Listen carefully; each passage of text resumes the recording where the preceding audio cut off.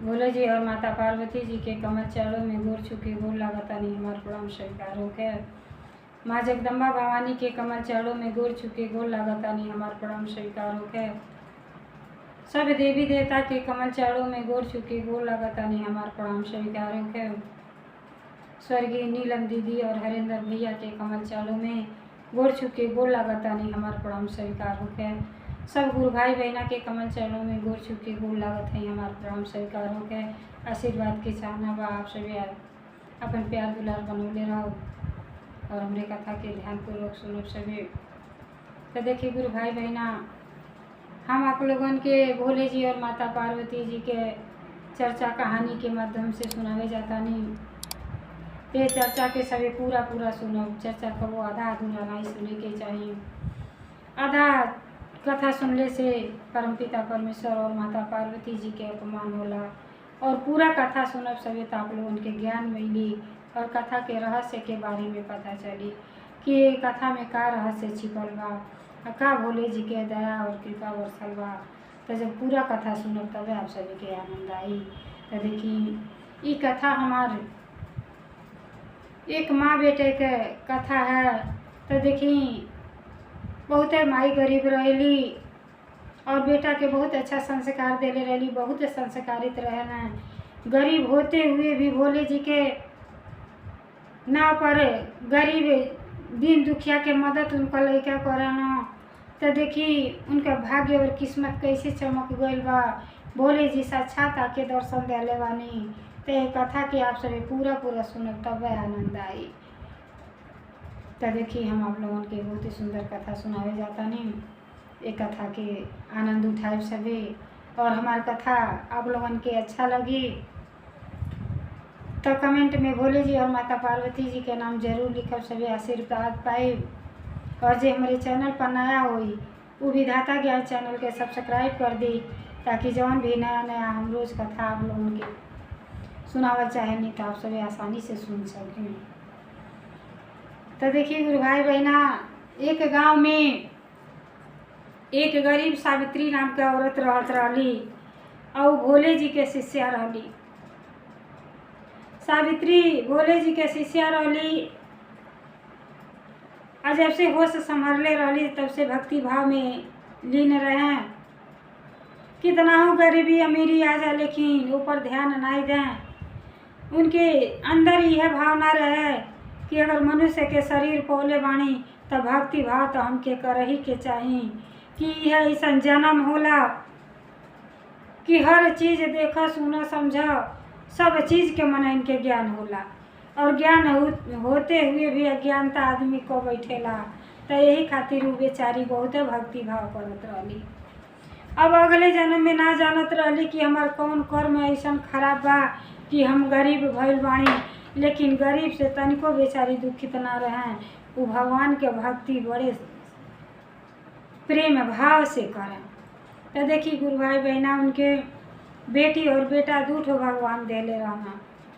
पति नहीं रहना लेकिन जनता ही जब पति नहीं रहेला तो जिंदगी के काटल कितना कठिन काम होला। लेकिन बेचारी बहुते संघर्ष कोई के अपने बेटी बेटा के पलले रहली। जौन बेटा रहना बेटा के तो इतना अच्छा संस्कार देले रहली, श्रवण कुमार रहना। अब बहुते मेहनत करना देखी या तो लड़के गरीबता में अच्छा शिक्षा ज्ञान प्राप्त कर लेना कि हमके आगे बढ़े के बा और नहीं तो अमीरते में आगे बढ़ेला। वो बेचारा के ही रहे कि हमार माई इतना परिश्रम कोई कि हमके पलले बाड़ी तो हम ऐसा करी, ऐसा मेहनत से पढ़ाई लिखाई करी कि कौन चीज़ बन के और अपने माई के बुढ़ापा के सहारा बने। अब बेचारा इंजीनियर के पढ़ाई पढ़ले रहना, बहुत मेहनत कैले रहना, बहुत अच्छा नंबर से पास भइल रहना। लेकिन जनता ही बिना पैसा के कुछ होखे वाला नहीं खे, बहुते गरीबता रहल। अब माई तो बहुते परेशान रहे। लेकिन जब लड़का सियान हो गई ना तो बेचारा चाय फुल्की बेच के अपन अरे कौनो बिजनेस करती गुरु भाई बहना। सगर पैसा चाहिए, अब पैसा बेचारी के पास रहल नहीं। अब बेचारा छोटा मोटा धंधा कैले रहना कि जब ले नौकरी ना लगता तो ले यही से अपन जीवन के यापन कइल जा। अब वो चाय और फुल्की बेचें, लेकिन देखिए इतना उनके ज्ञान रहे कि बेचारा जवन भी उसे पैसा मिले अपने घर परिवार के सेवा भाव तो करबे करें, लेकिन जितना दिन दुखी रास्ता में केहू गरीब मिल जाओ ते कि अपने न खा के ओके भोजन करा दे भोले जी के नाम पर। अगर जानवर भी कहीं रास्ता में दुखित लग जा, चोट लगल रहे तो ओकर सेवा भाव करें। प्रतिदिन सेवा केहू के न केहू के सेवा हमेशा करते रहें। भोले जी अति प्रसन्न भइल रहनी अपने भक्त पर। और जौन बेटा रहने इतनी भक्ति करें बेचारा, सुबह उठ के लड़का हो गए, लेकिन बिना नहाइले बिना भगवान जी के पूजा कैले भोग लगौले कोनो काम नहीं करे। कहें उनके विश्वास रहल कि गरीबी अमीरी तो जिंदगी में दोनों आवेला, लेकिन हो सकेला कि भोले जी के जहिया दया हो जाई तहिया हमार सारा दुख दूर हो जाई। अब बेचारा यह मन में आस लगौले रहना कि हे पिताजी बिना आपके चाहले कुछ ना होई, तो आप जहिया चाह दे तहिया तो हमार जीवन बदल जाई, भगवान जीवन बदल जाई। अब बेचारा ऐसे अभी नहा धो के भोले जी के पूजा पाठ करके अइला। आज ऐसे अइले तैसे उनके फोन पर कॉल आ गई कि ए बाबू, जब फोन उठौले तब कहता नहीं मम्मी हमार तो जॉब लग गई और हमके दिल्ली जाए के पड़ी। मैं कहली ठीक बा बेटा, बड़ी हर्षित भैली, कहली सब भोले जी के दया है, बिना वहाँ के सहयोग के केहू दुनिया संसार में सहयोग करे वाला केहू के ना बा। तो हर जिस जगह से निराश जब हो जाला आदमी तो भगवान जी के शरण में जाला, और वहाँ के तो हर हमेशा दरवाजा खुलल रहेला। जे भक्ति भाव से प्रेम से भगवान जी के दर्शन करेला ओकर सारा दुख दूर हो जाला। अब बेचारा नहाइला धोला और कहना माई हमके तो अब जाए के पड़ी। उनका बहन छोला फुल्की के इंतजाम कैले रहली कि भैया जो यहाँ बेचे, तो कहला नहीं बहन अब एक आवश्यकता ना पड़ी, अब तू माई के ख्याल रखिए, हम दिल्ली जाता नहीं। अब बेचारा जैसे दिल्ली अपन कागज पत्र लेके फाइल चलना, तो जैते इंडस्ट्री में आगे उतरना, अजे उतरना गाड़ी से तो देखा था ना दुआ वही सड़क पर एक कुत्ता जख्मी होके गिर गई बा, कोनो गाड़ी वाला मार देले बा, और आसानी दर्द से पीड़ा से तड़पता बेचारा।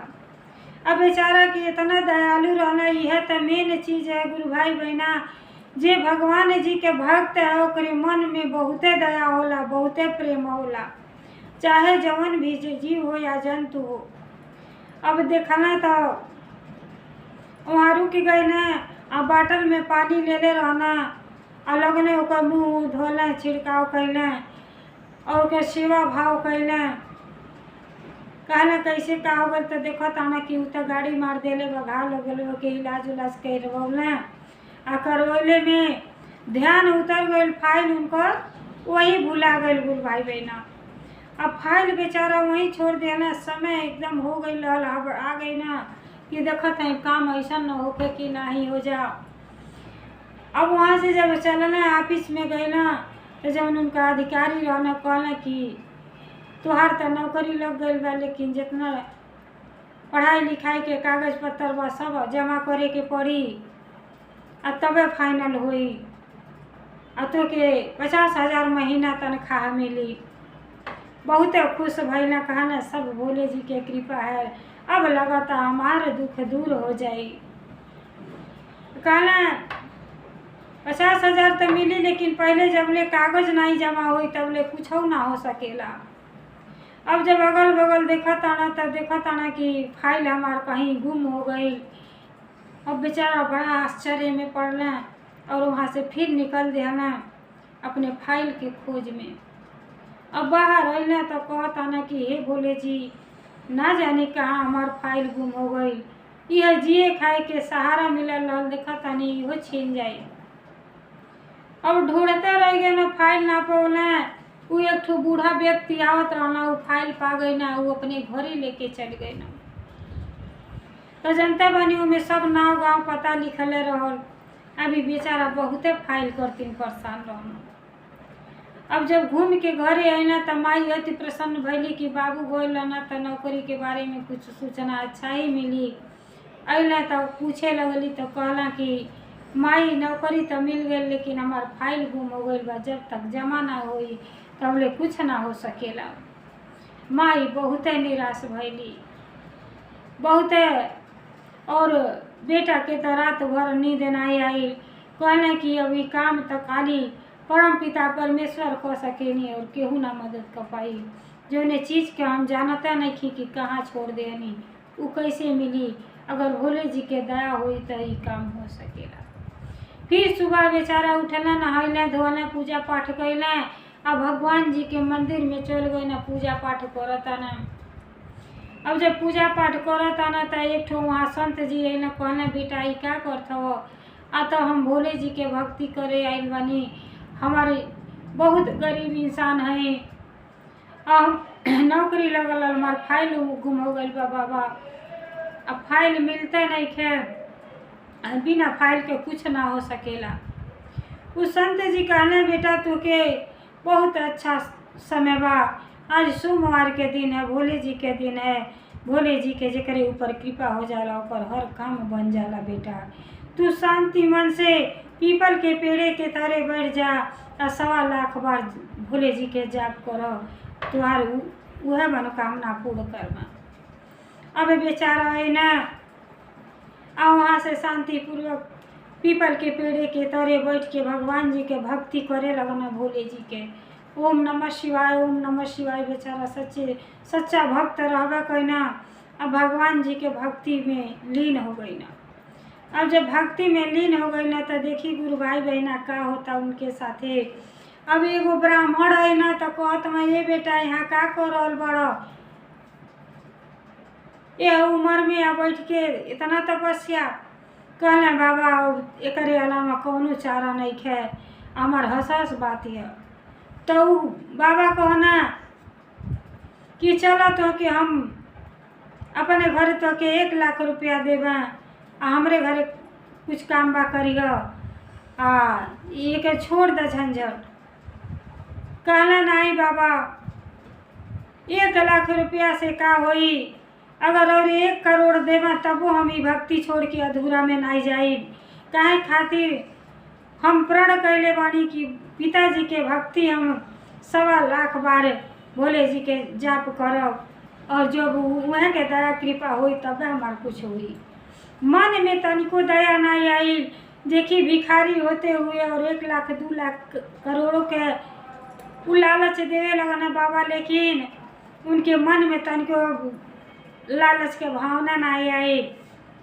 तो देखी उ के रहल, उ तो बाबा नहीं, उ तो साक्षात भोले जी आइलनी कि ये बालक के परीक्षा लेवे।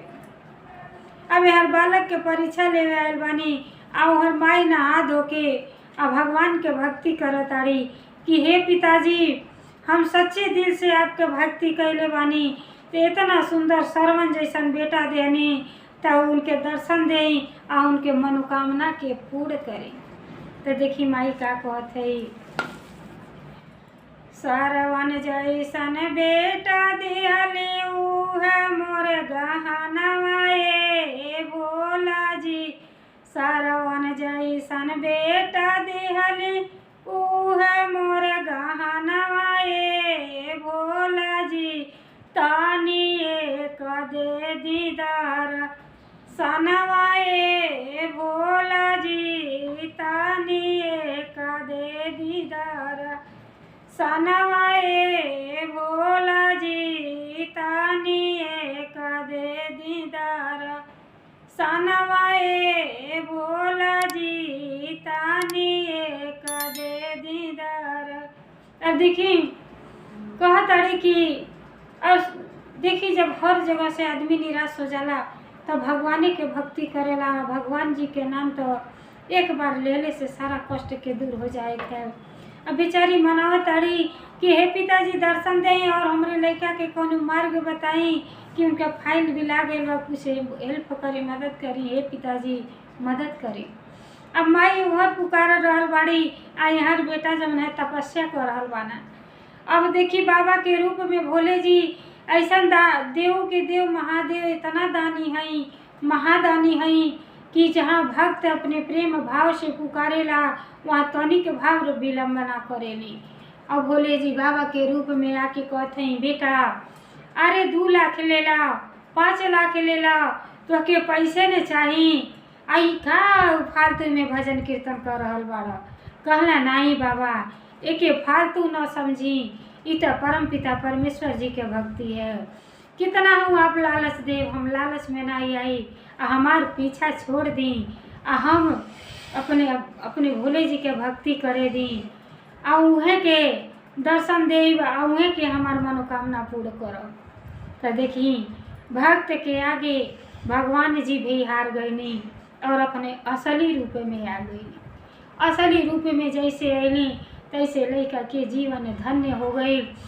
वो भोले जी के चरण में गिर गई न, कहना हे पिताजी हमें तो कबो उम्मीद ना रहल कि पिताजी के दर्शन हुई, आपके दर्शन से ये शरीर धन्य हो गई, अब हमके कुछ ना चाहिए। बाबा कहली अरे मांगा का चाहिए तो के, कहला हमके कुछ ना चाहिए, दर्शन से बढ़ के कुछ ना हो पिताजी, कुछ ना है। तब पिताजी कहले कि अरे जब हम अइले बानी अब अपने बेटा के बिना आशीर्वाद देले कैसे जा सकेली। तब कहले कि जा बेटा हम तो के आशीर्वाद देत हई, जब तक तू धरती पर रह, जब तक जीवन तुहार रही, कबो गरीबी नहीं आई, तुहार सारा गरीबी दूर हो जाई। तो देखी कौने भाव में भोले जी और लड़का के मदद कैले बानी, आ कोई के अंतर ध्यान हो गई। जब भोले जी अंतर ध्यान हो गईली तब वो जब घरे आवता ने तो देखी बिना पिताजी के पत्ता ना हिल सकेला, जौन कर्म में लिखल रही वह हुई, विधाता बदल सकेली न दूसर केहू ना बदल पाई। अब जैसे घरे आवे ना तो देखा रहा जौन बूढ़ा व्यक्ति फाइल पौले रहे न, वो बूढ़ा व्यक्ति आके उनके माई के हाथ में फाइल पकड़ावे न कि ई माई ये पर पता लिखल रहला तो हम ढूंढत ढूंढत तोरे घरे तक आ गईनी, आई तोरे लड़का के फाइल है। अब जब फाइल देखे ना बेटा तो अति प्रसन्न होला और तब तुरंत जान जाला कि ये सब भोले जी के दया और कृपा है। अब फाइल पा जाला, बेचारा अपने ऑफिस में ले जाके जमा करेला और उनको नौकरी लग जाला और धन्य हो जाला। और नौकरी जब लग जाला तो वहाँ से आवेला और वो और माई बहन तीनों जने मिल के भगवान के भक्ति और गुणगान करेला लोग और सारा बाती माई से अपने बतावेला। अब माई इतना हर्षित होली कि हम इतना दिन से भक्ति भाव गईनी लेकिन कबो ना भोले जी के दर्शन भइल और हमारे बेटा के इतना ही उम्र में दर्शन मिल गए, ऐसे बढ़ के का है, जीवन धन्य हो गई। तो देखिए गुरु भाई बहना जैसे भोले जी वो गरीब पर दया कैली और दर्शन देनी, जीवन के धन्य बना देनी, वैसे आप सभी भी भोले जी के गुरु बनाई और आनंद उठाई, आशीर्वाद प्राप्त करें। ताजा प्रेम से बोली हर हर महादेव, घर घर महादेव, भोलेनाथ की जय, सच्चे दरबार की जय, 56 कोट देवता की जय।